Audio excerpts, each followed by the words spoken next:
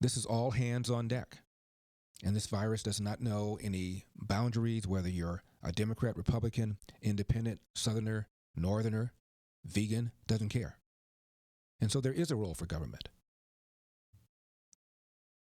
But shutting down the economy like this,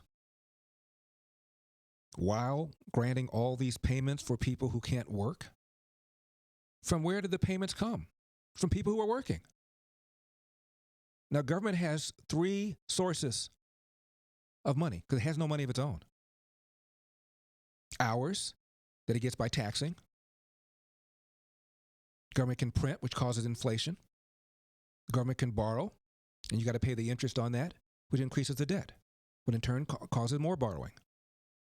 They're all problematic. And the reason we're in this situation is because government is too damn big.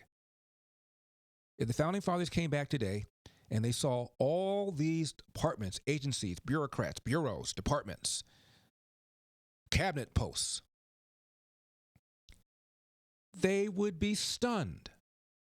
The Founding Fathers intended for the essential duties and responsibilities of the government to be paid for by duties, taxes on goods coming in and out of our country. That's it. The income tax had to be passed, 16th Amendment. And believe it or not, Congress debated whether or not to put in that amendment a cap of just 10%. And the reason they didn't put it there is because both Republicans and Democrats felt that nobody would be so foolish as to tax people as much as 10%. We got to the point where the top marginal rate was 90%.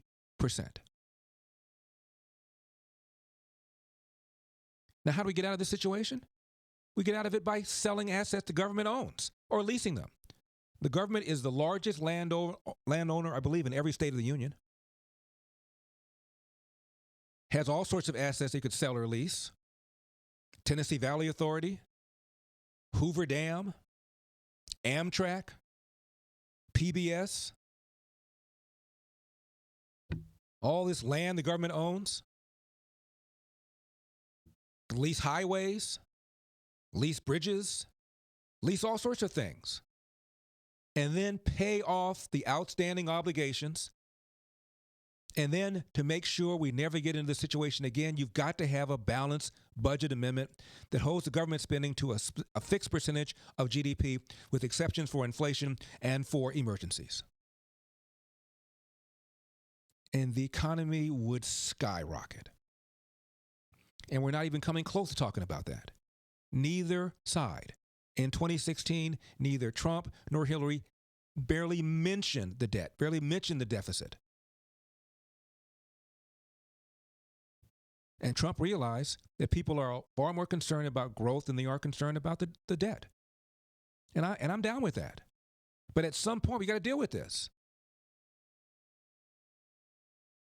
Social Security, underfunded. Young people are going to get a negative return. It's not fair. It's not right. And we got to be talking about that.